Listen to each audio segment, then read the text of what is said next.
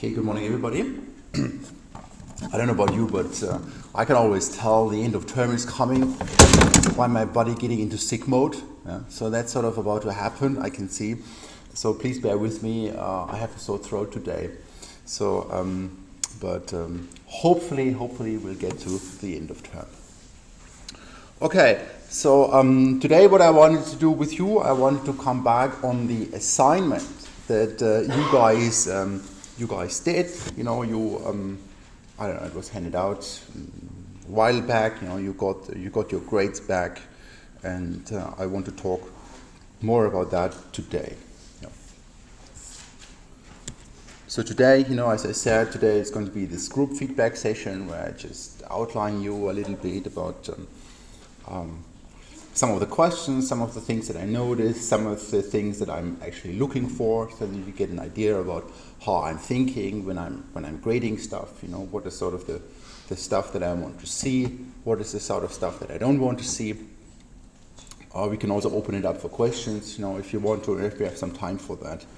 And in addition to that, I have scheduled for next Thursday, this Thursday, an individual feedback session. So instead of the lecture, you know, it will be just an open drop-in at my office in the School of Sociology at the same time, where you can come by if you have the need to talk further about some of the things related to the assignment. Yeah? But that's completely optional, so it's really up to you. Okay. So, and then let me talk a little more about what I have planned or what my ideas are for next week. Because obviously the exam is coming up, right? Well, it's still a while.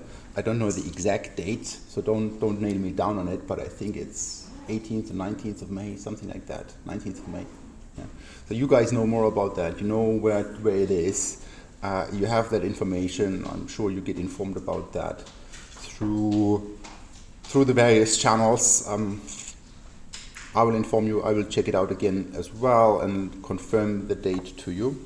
It's still a little time to get there, but it's worth keeping in mind that time passes by very quickly, and that now would be actually a good time to start revising for the exam. So what can you do about the exam? You know, how do you revise for something like this? While you're in your second year, it's not the first time that you're writing exams. So with my first year students, I'm going into much more detail on this because, you know, for them it's all new. Suddenly it's university.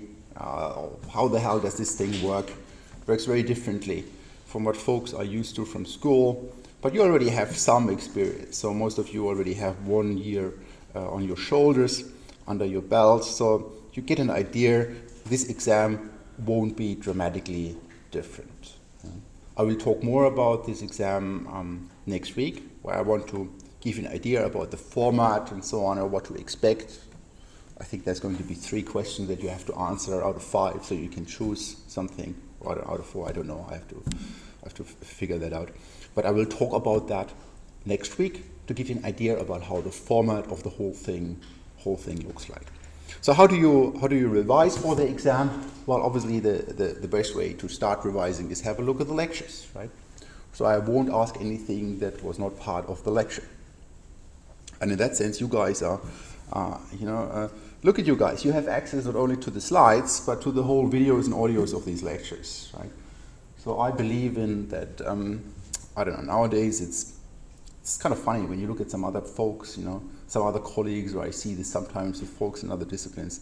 They are so protective, you know, they don't even give folks their PowerPoint slides or anything like that, you know. They're like, oh God, yeah, and you need to be there, but I don't know, I think they haven't arrived in the 21st century yet, because nowadays it's not about finding the access to the material anymore. You'll find all this stuff on the internet. Just Google. Wikipedia gives you great ideas about this kind of stuff, you know. That's not the thing anymore.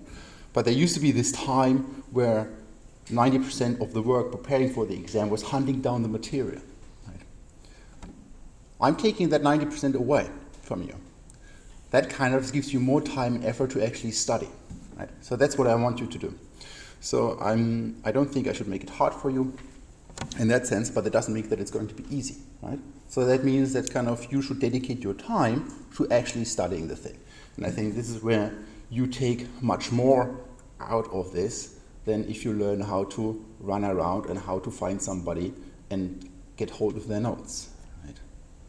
Or how to get hold of some PowerPoint slides or anything like that. Yeah? That's nothing that helps you at university or in life in general, I think. Anyway, so obviously the best way to start is to go back to the lectures, right? Have a look at the lecture slides, have a look at the videos, right? Listen to stuff, do whatever you want to do with it, right? But I will not ask you anything about something that was not part of the lectures. In turn, there were a lot of readings for this course, right? I know this is tough. There are lots of things to do.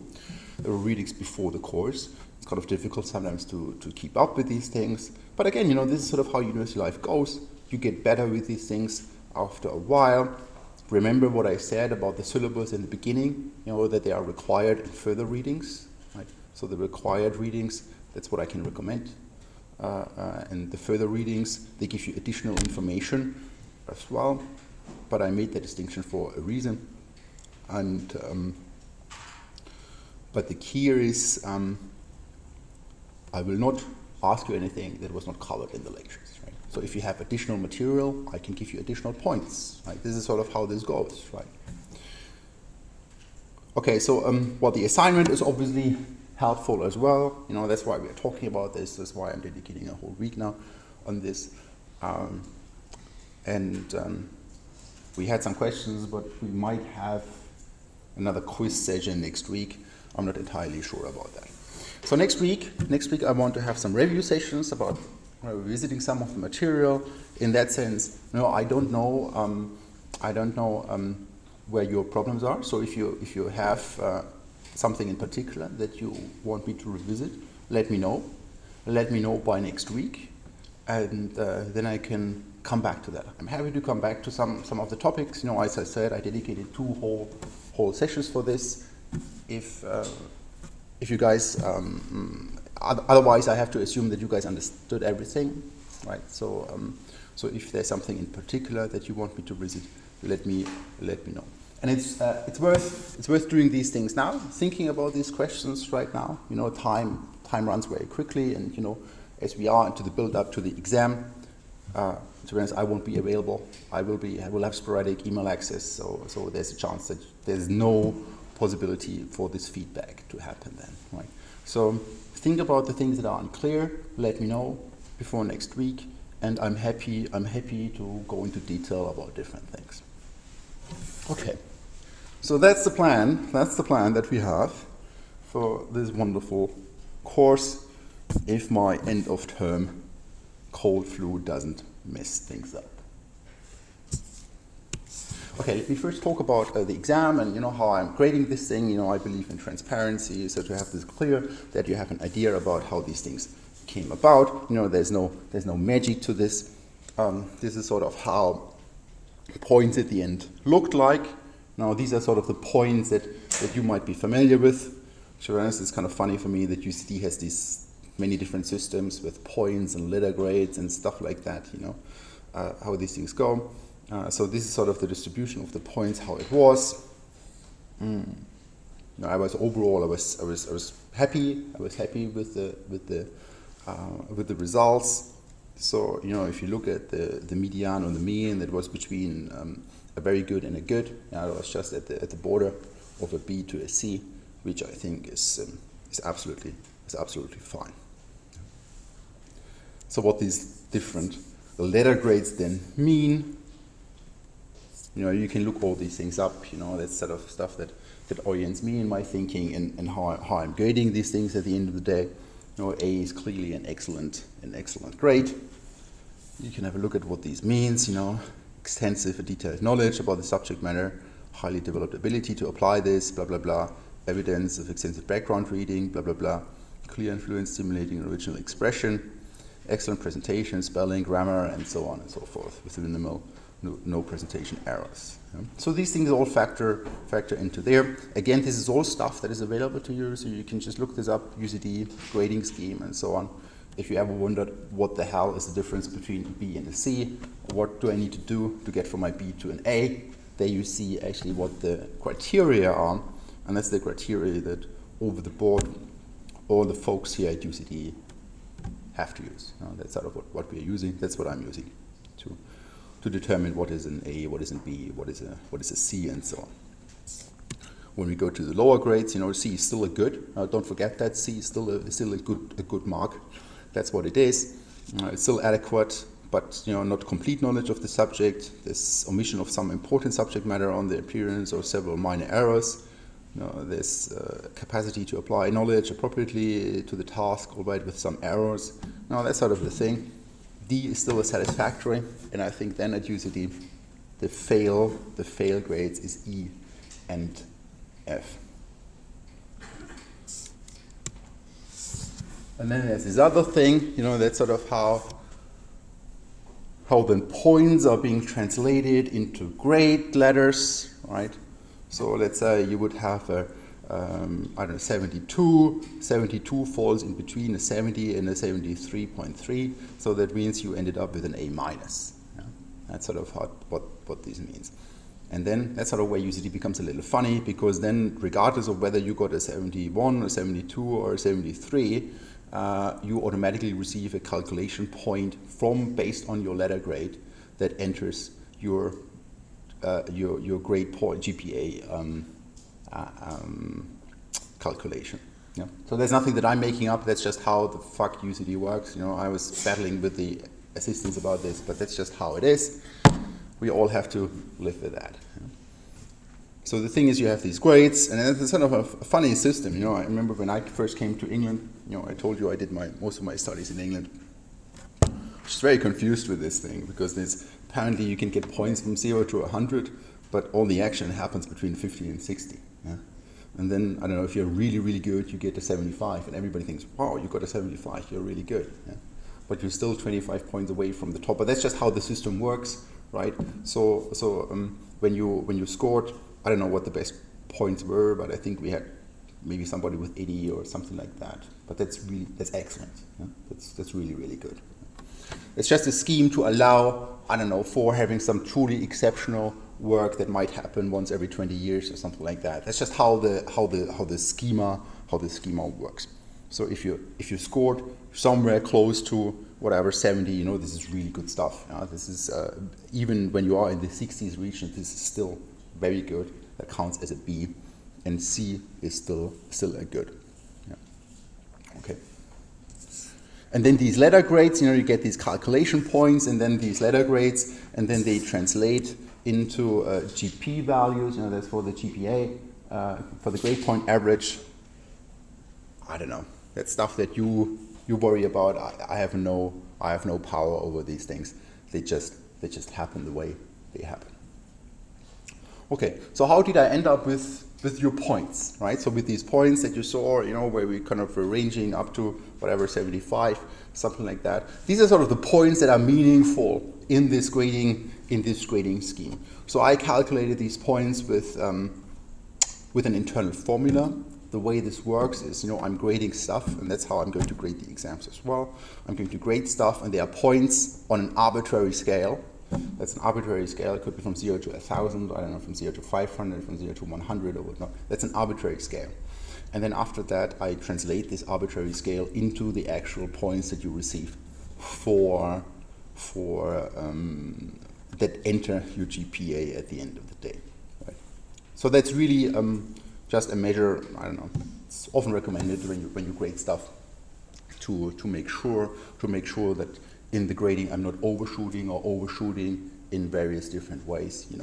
Because when you have to grade a lot of exams, it might be you start by excellent you start with a very good exam, or you start with a very bad exam. Why? So having that system eliminates that and is as fair as possible. So I believe in this being fair. So there's sort of a funky formula, but you don't really have to worry about that. It's really about my internal system. After then the administrators here told me that it's not the letter grade that counts. Well, the letter grade counts, but the actual number that you received counts as well, because that translates into the letter grade, and I had no power in changing how this translation works. Okay, so going to the assignment, there were 3 assignments. 3 assignments. So one of the first things to remember is when you approach an exam or an assignment like that, read the question very carefully. You might be nervous in an exam situation. Some of you are nervous, right? Others are more cool about it. But read it very carefully. Right? 3 assignments. Unfortunately, we still had 2 or 3 students who didn't get that they have to complete all 3 assignments. And what's the choice that I have at the end of the day? I can only give you the points for what I see. Right? So that's a sort of a big bummer, to be honest, for those 2 or 3. But read the instructions very carefully, read them clearly. It pays to spend a few minutes on that, and when you are in an exam situation, it always helps, I don't know, you have 2 hours, so don't take your 10 minutes to read things very carefully, right, or even more, right, and think about it, and then it becomes clear. So it was clearly in the assignment. We had also talked about it in the lecture and so on. So I can only tell you these things, but unfortunately, some folks, it's only 2 or 3, but still, I would have hoped to avoid that. All 3 assignments. So now let me talk about each one of these assignments one after the other and tell you a little bit about the background around this. I might revisit some of the lectures, but I'll also have some examples from answers that I received. It's all completely anonymous, so to be honest, I don't even remember who wrote what and which answer people gave. Okay, so the first assignment. Now remember, I had this translation of points, so I have these internal points, I call them IP points, it's sort of just really like the internal stuff for what people can get, and then I use the formula to translate this into the UCD points that ultimately determine your grade and your grade point average. And when I am grading stuff like that, I have a very clear idea about what I want to see, right? People approach these things differently, but I think that's not just makes my life easier, but it's also fair for you. There's a very clear thing about what I want to see, and I think about that beforehand. I will think about that beforehand, before the exam actually even happens, right? I have my list of things that I want to see, and I have an idea about how things will be weighted, which points will go into the one or to the other direction. By the way, in the exam, you will have different questions to answer, and all of the questions will be weighted equally. But I will come back to that next week when I talk about the exams and the particulars around the exam. Yeah. So now this was the first assignment. Find one other example for an ecological fallacy. Actually, I gave you a whole bunch of instructions about what this is sort of. I talked about for half a page, right? And really gave you some nuggets already what this is all about. Most of you picked it up, so that was good. So I asked you to take that knowledge and apply it to find another example of an ecological fallacy, describe in detail why it is problematic to draw conclusions from this, why, which is, if you read carefully, already telling you what an ecological fallacy is, right? And then we had this thing with a hypothetical newspaper headline that is wrong and that you were supposed to correct then afterwards. So what is an ecological fallacy? Well, at the very essence, it's this idea that based on what we know about a population of people, we cannot draw conclusions about the individuals that form the population.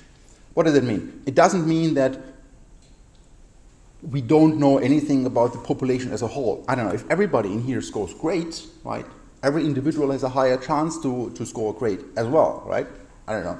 But it doesn't tell me what the score of an individual of you is, right? So let's say we had in the assignment an average grade of 60 points, right? So the ecological fallacy would be for me to assume that everybody in here has 60 points. Yeah? That would be the ecological fallacy. That doesn't mean that the overall average is not high. That's kind of, if I compare it to another class where I have, let's say, an average score of 50 points, there will be, I don't know, or actually it doesn't necessarily, because there could still be the Simpsons paradox, right? It could be, that in another class I have an average point of 50, but everybody is sort of, let's say, around that score. While maybe in this class I have an average score of 60, but everybody is around 40, and a few guys are really high and score 100, right? So you see in this case, this is actually now a case of a Simpsons paradox, where it actually returns, where now actually if I would go into this class and randomly pick an individual, actually the chance would be lower would be, and compare that to a randomly picked individual in my other class, where the GPA average is actually lower. For each individual, the chance that the GPA is higher would be reversed, because of the distribution difference. Because there's some guys really high and lots of guys really low, and it kind of brings up the average, while in the other group, the average is lower, but everybody is sort of higher up. Right? So the ecological fallacy is this at the very core. It's this idea that by looking at aggregate statistics of a population, we need to keep in mind that individuals that form this population can still be different, right?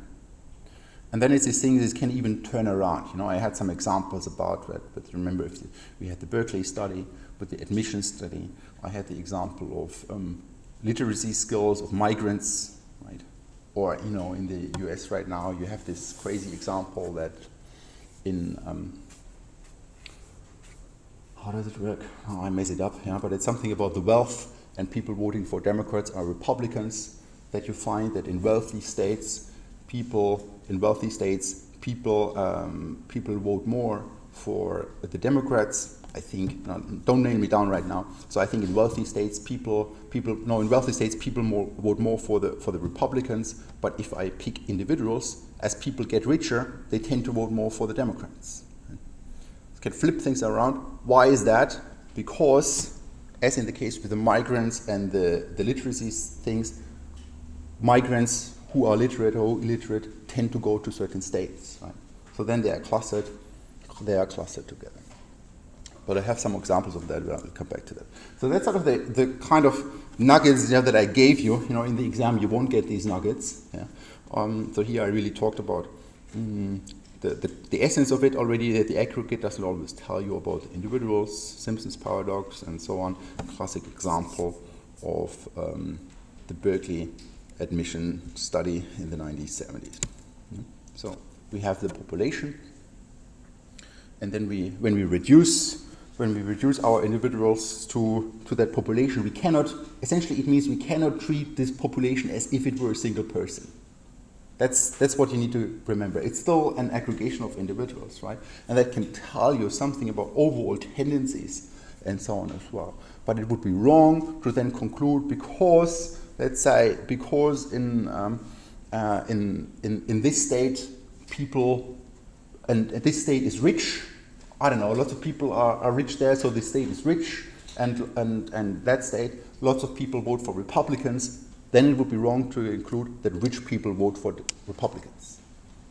That's the thing where you have these different levels, which is very important to disentangle, right?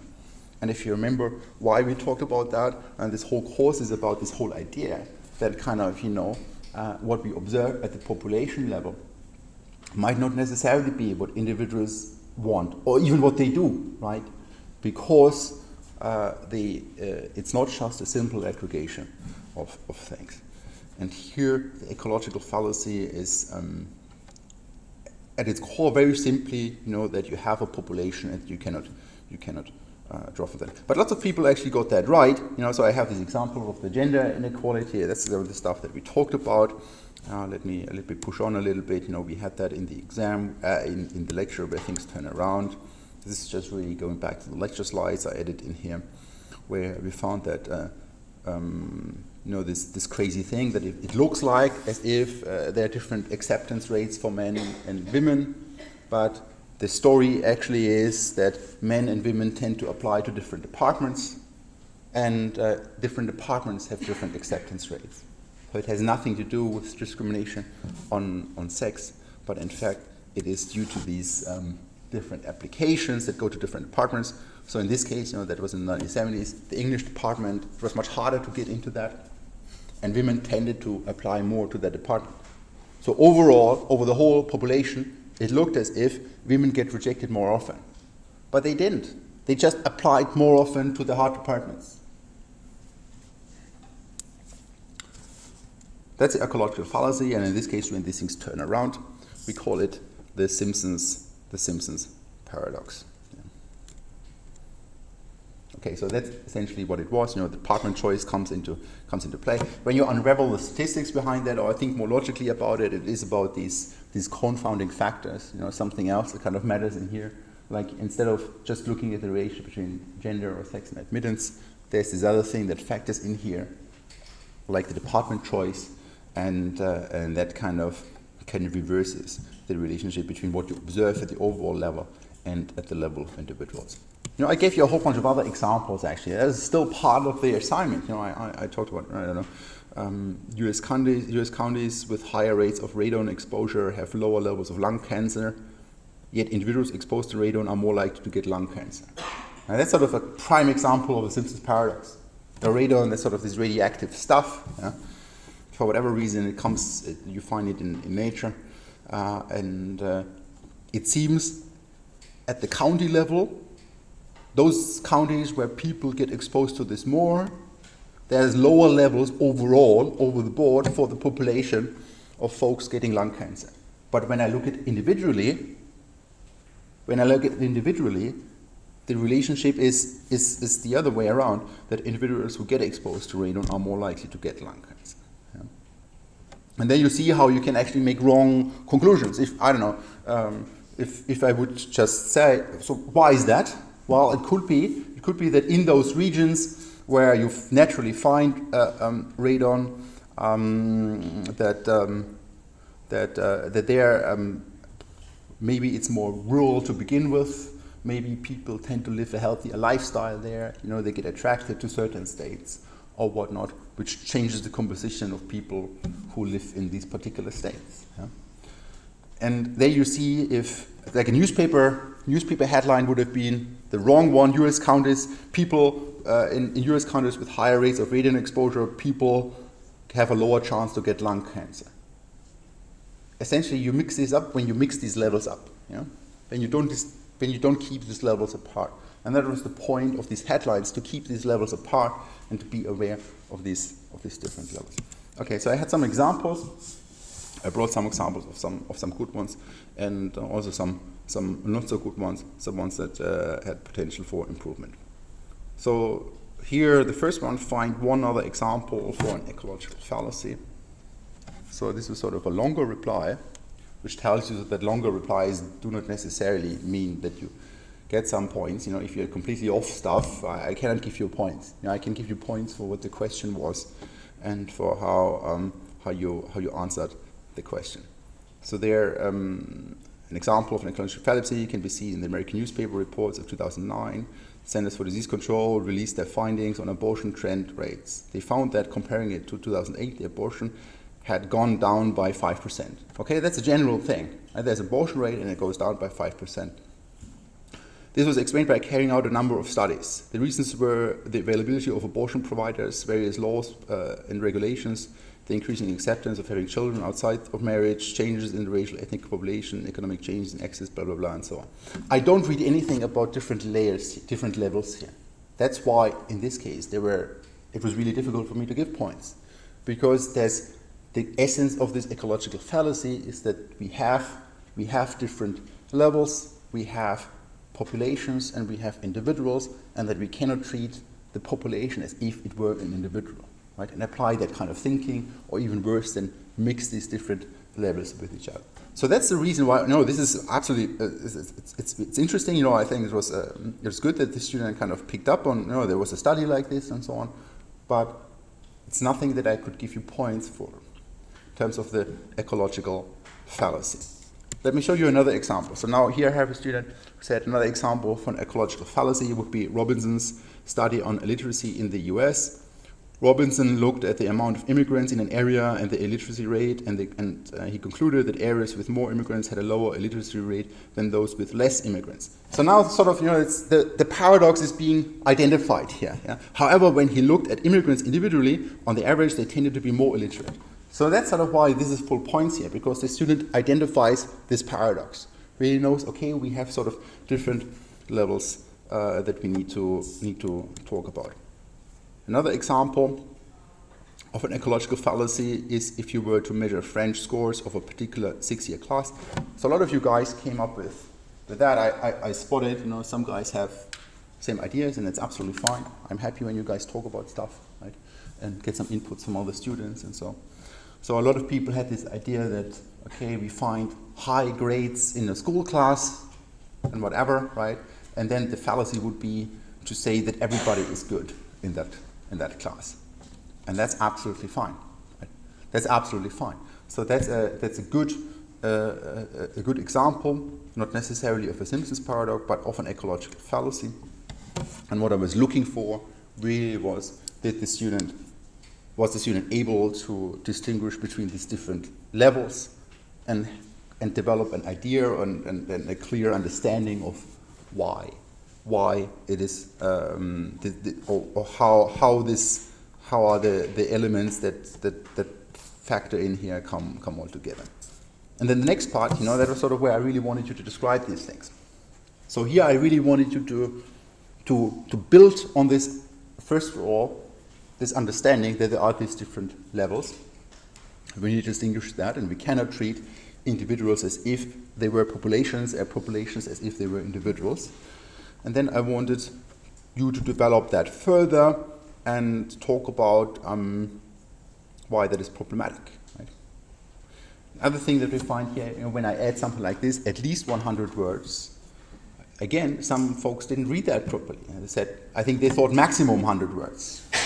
So that's just simple things where you can screw things up, but you don't. But you can easily avoid it by just taking the time and having a look at it. Okay, so let's see what I got here. So now this is sort of describe in detail why it is problematic to draw conclusions about individuals from information about the population in your example. Yeah? So I really want you to develop your thinking and not just replicate what you had heard from somebody, but really think about, okay, why is that here a problem? Why do we need to distinguish that? So one answer was this. The title of this newspaper article was misleading. Many people would take this as fact and would have no idea about the conclusions made in the CDC report.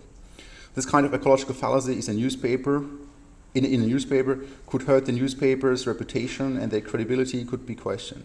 American women were not surveyed or questioned as whether the economic downturn had anything to do with the conclusion with the birth control methods, and the newspaper's conclusion is wrong. When studying these kinds of issues, it is important to look at society as a whole and not to take a small handful of people. There are some helpful things in there. Right, there are some handful of things in there, but why is this downgraded here? Because I don't see the clear understanding of these different levels. Yeah? I don't see kind of that we have individuals and we have the population, and to be honest, it was unclear to begin with in the first point, where this ecological fallacy actually is. Right, so I couldn't build on that in finding the reason, because it was problematic in the first instance. Yeah. There was no clear ecological fallacy here. But still, I don't know, the student got some points for making some valid points and that are reasonable. There are other factors that play in here, and if I would be extremely generous, I can think of various factors playing a role leading up to the ecological fallacy, but the student didn't make the link of why that actually is. So I cannot really give points for that. Another example. So here there's a longer answer. Let me talk about that one. It's another longer answer, which was also a good answer. You know, by the way, these are sort of the maximum points that lead up to 100, right? So when you had lower points on that, as I said, 75 is still an excellent score here. So here one answer is, I think it is problematic to do conclusions about individuals from the population because a population does not consist of only one person. Bang! That's a good point. That's exactly what I wanted to hear. That kind of, you cannot treat population as an individual. Any situation can affect an individual in a number of ways that is different to how it affects another individual. Okay, so now another good point. Here the student realizes now that kind of individuals are different, right? That we cannot treat them all the same. In the case of my example, just because a student is in this class that has the highest average score does not make them one of the top students in the county. That's a good ecological fallacy that I can build on. The student understood the concept and now develops it further. When it is broken down into individual scores and compared with other schools in the country, one individual might find themselves in the top 30% of the county rather than the top 10 like the rest of their class. That's a good description of the ecological fallacy. For this one particular student, French could be their worst subject, but they are amongst a class of students who are geniuses at French, which makes the overall average higher. Yeah. So there's sort of good detail about that. Why is that not full score? Because the student could have gone further about, okay, what are the things? What are the wrong conclusions that we could draw from here? I don't know.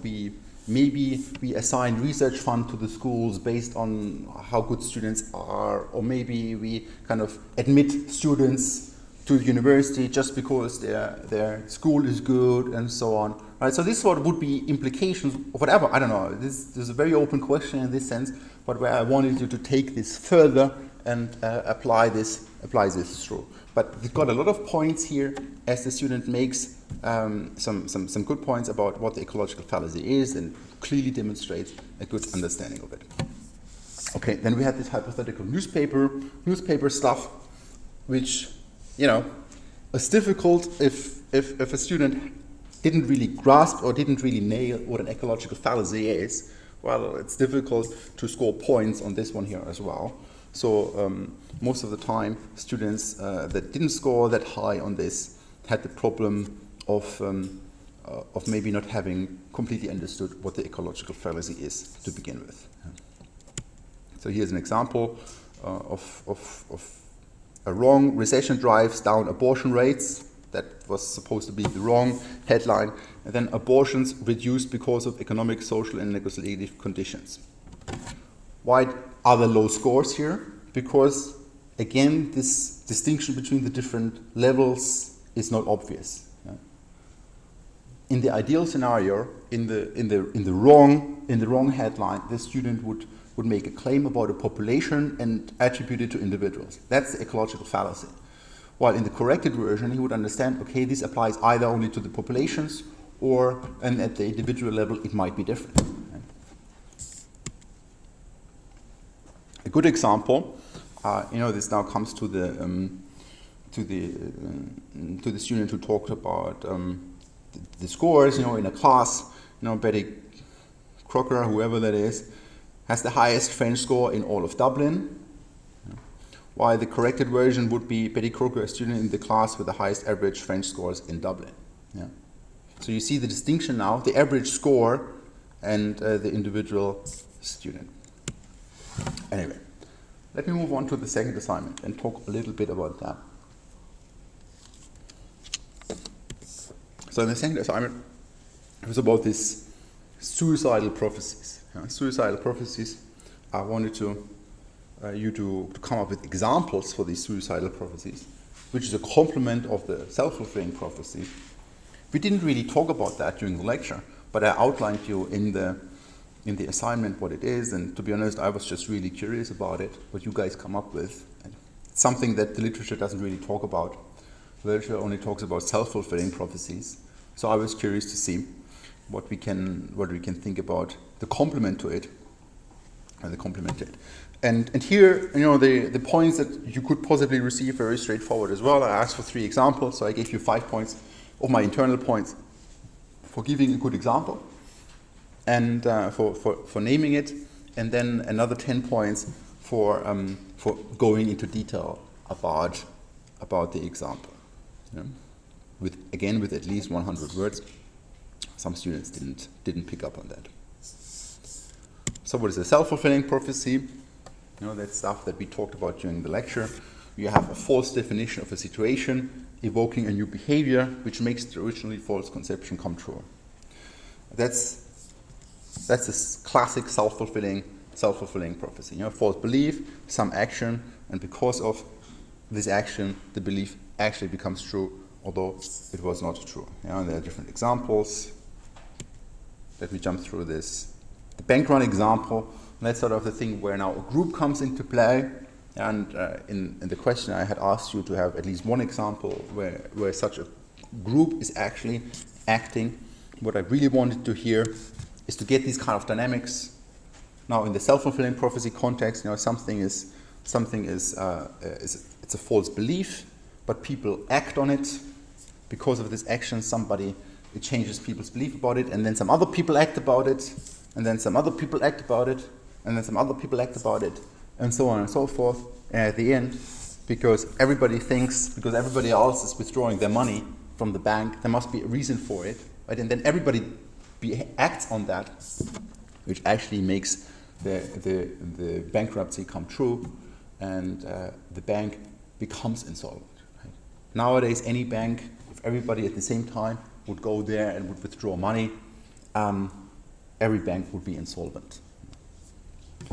But they are not, because we have trust in the bank, and because we don't we are not being influenced by others around us in that sense.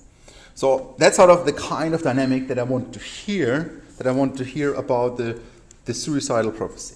So what is the suicidal prophecy? So here again, I gave you this nugget, I gave you this description, that it is now something where an originally true belief about something leads to a certain kind of behavior which ultimately makes the originally true belief become false.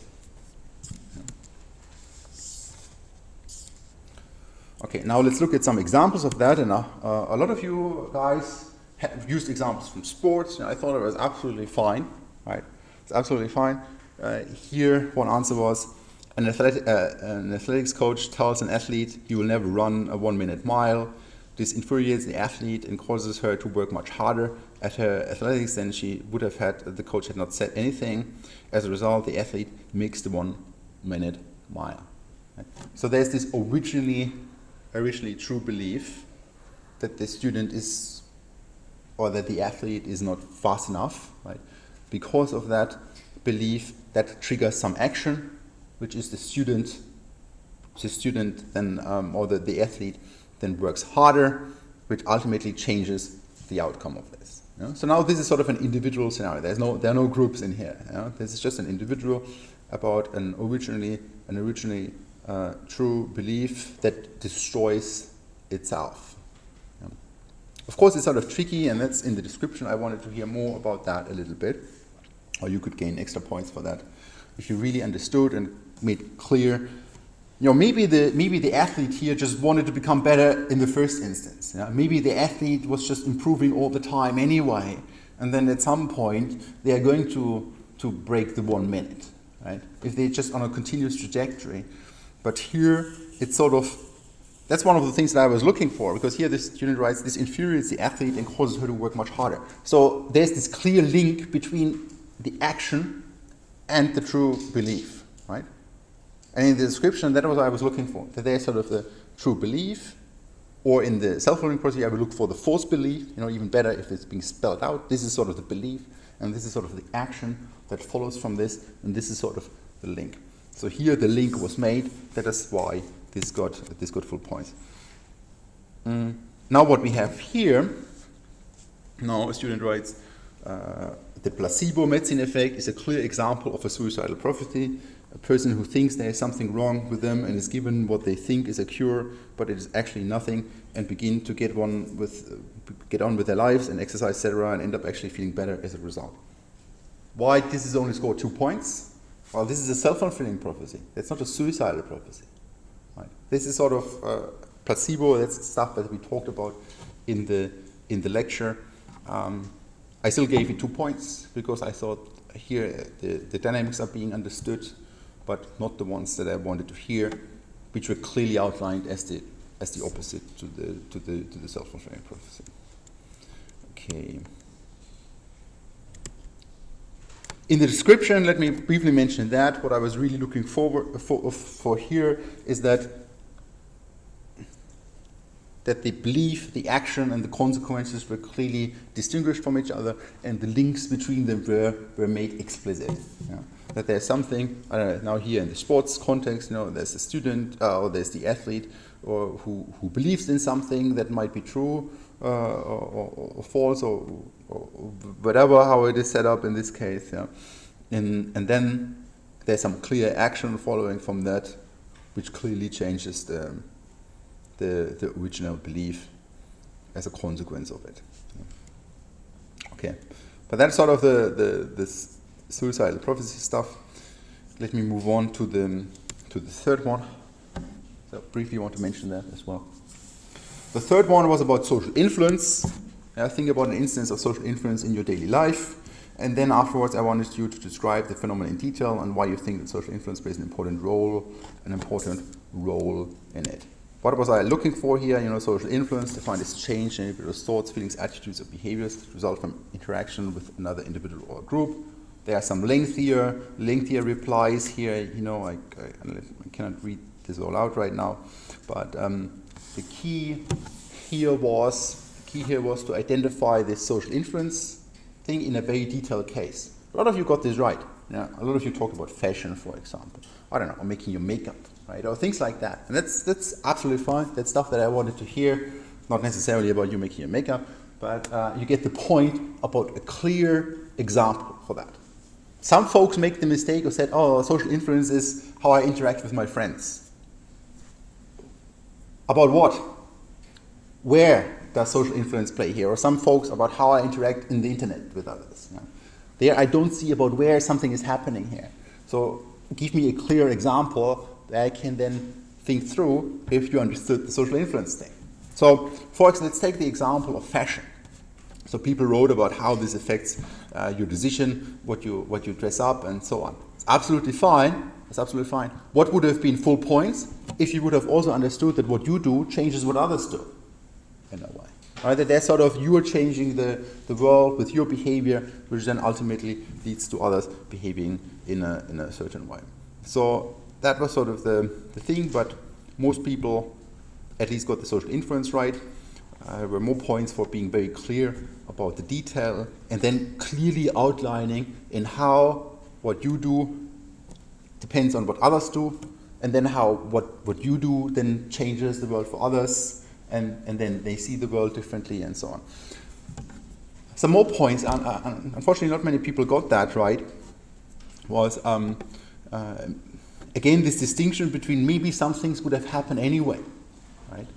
Maybe some folks had this example that I found very interesting because I noticed exactly the same thing, that you are in the bus in Ireland and then you step out of the bus and you say thanks to the driver. I never used to do that, but now I'm doing that. Why? Because everybody seems to be doing it in a way. And that's clearly some sort of influence that's happening here. Yeah, I notice others doing it and now I'm doing it, and now others actually see me doing it and now they will actually start doing it, right? But what could be an alternative explanation for this? Maybe people in Ireland are just more friendly. Maybe this has nothing to do with social influence. Maybe you guys are just more friendly than me, fucking Germans, we're just completely assholes, and we never say thanks to anybody, and we just step out of this, right? So you see where the distinction is between social influence and something else. So if you would have picked up on that, that would have given you extra points. Okay, I hope that this was a little helpful to give you some feedback on my kind of thinking, how I think about that. Remember, next Thursday, individual drop-in session, and let me know about what you want me to revise for next week. Yeah? Okay, thanks very much.